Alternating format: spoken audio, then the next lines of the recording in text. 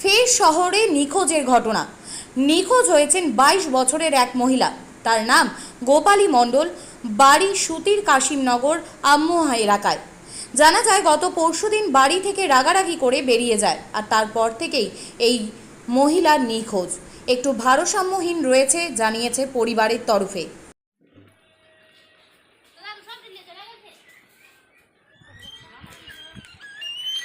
এটা কোন জায়গা?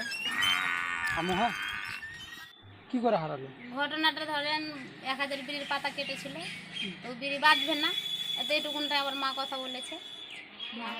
কবে থেকে নিখোঁজ হয়েছে? শুক্রবার 7টা রাত 7টা। থানায় কমপ্লেন করেছেন? হ্যাঁ করেছি। কটার সময় এটা হয়েছে? 7টায়। হ্যাঁ, আর একটু মাথারও দোষ আছে।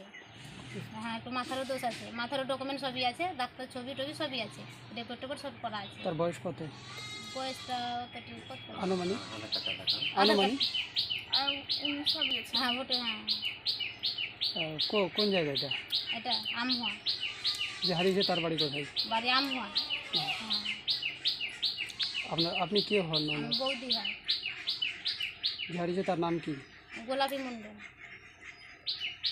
তার বাবার নাম? দীপক মণ্ডল। কদিন আগে হারিয়েছে? এই শুক্রবার সন্ধ্যা 7:15। কাউকে কি কিছু বলে গেছে? তাও কিছু বলিনি। তার বয়স কত?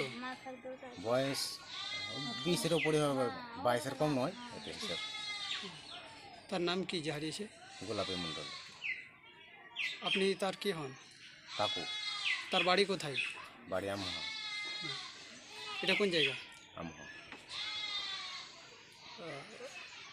আপনার নাম? কালু মণ্ডল।